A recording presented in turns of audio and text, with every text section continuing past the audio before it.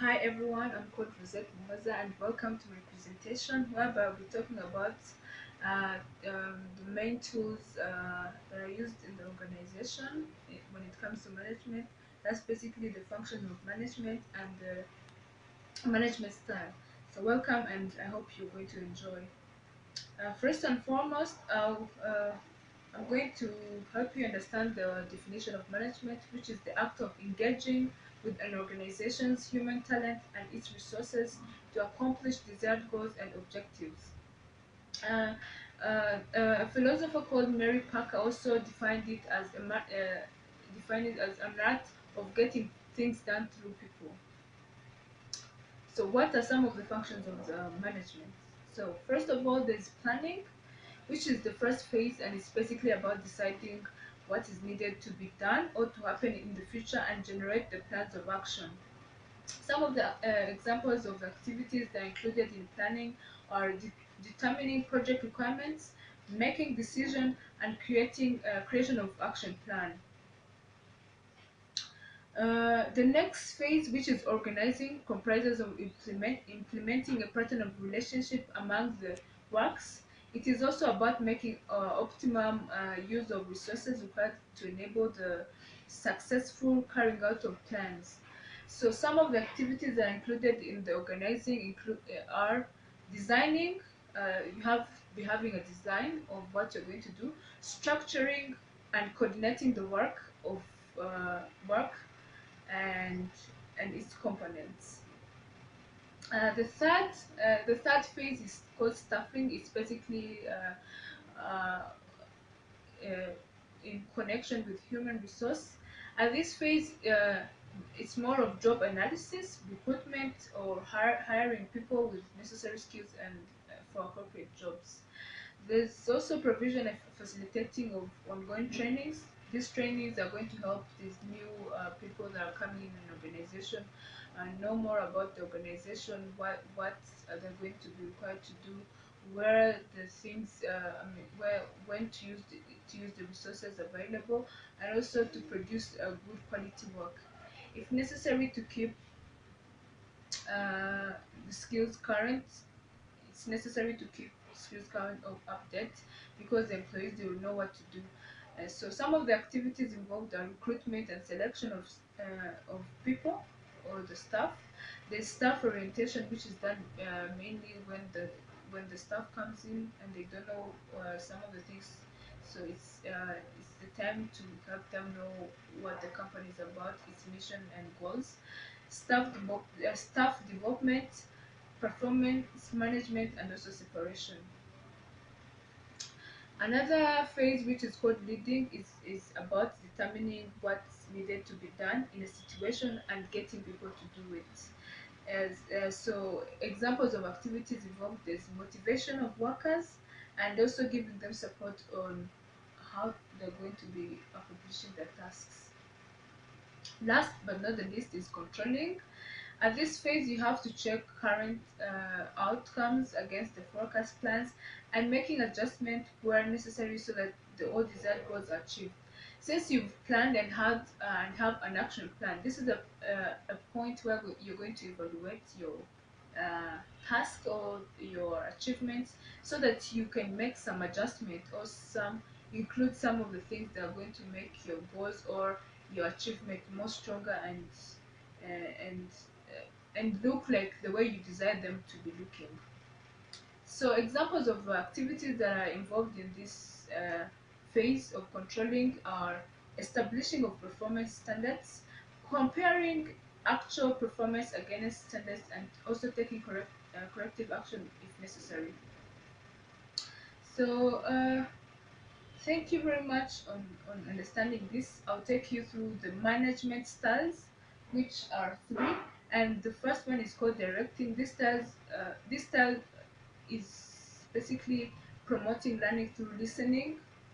So the manager comes and tells the employees, it's listening and following directions with with this kind of style, the manager tells the employees what to do, how to do it, and when he or she needs it to be done.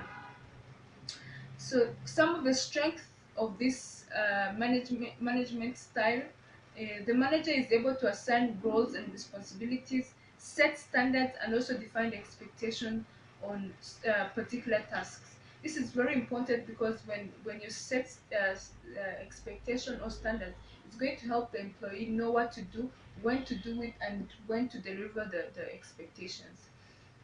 So, what is the weakness with this management style? So, when directions and instruction are not followed, it affects the whole company or the task that is going to be performed. A scenario to help you understand more about this kind of style is an example of direct style might be the time when you were working on the math report. The manager gave the employees the components of the thing to include it, and after receiving specific instructions, the work was done effectively. The next kind of style that I'll be sharing is called delegate. This is the kind of style that promotes learning through empowerment.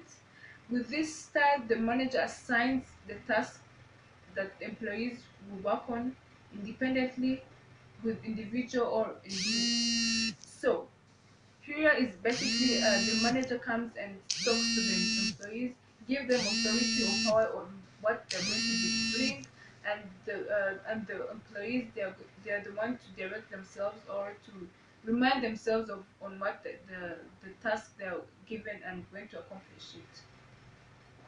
So you may wonder, what are the strengths? With this style, the employee is given full authority and power to work on a given task and to make it happen.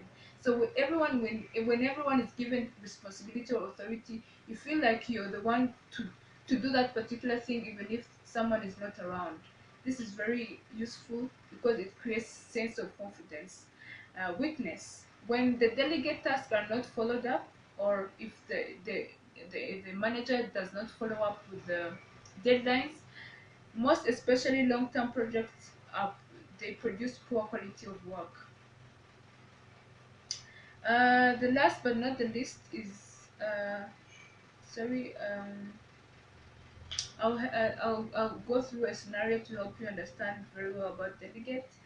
The manager gives an assignment to the employees to make a research and write a report of 3 to 5 pages, which is so specific, on the causes of the sale drop in the company, and the report is due on 15th October. This shows that the manager gave them a specific number of pages that they're not going to go through or go below, and also gives them the due time the of when the deliverable has to be given out or submitted. This helps the people to be the employees to work hard towards the goal because they have a due time. So the last but not least is called discuss. This style promotes learning through interaction. In this style, the manager encourages critical thinking and lively discussion by asking employees questions about problem, opportunity, or the issue that must be resolved.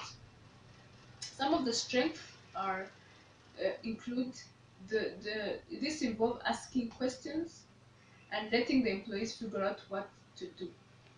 And uh, something about good questions is that it makes people talk, be live in the conversation, and also it helps them to focus on the thinking. Sometimes manager may have a tendency of coming and instructing or giving them something to do, but then when you develop this style whereby you ask them what to do and they figure out themselves, it's going to help them very much, and it helps to build confidence and speaking out the mind. And the weakness is when questions are poorly asked, it may lead to poor information delivery. So, a scenario: a manager may choose to ask employees some questions to see if they have a knowledge about the company or an event that is going on. Some of the questions include: what is our goal? What is the problem that we're facing right now? What are some of the solutions? And what is the plan? And who should implement the plan? Thank you very much for attending my presentation. I hope this information will be helpful when it comes to management.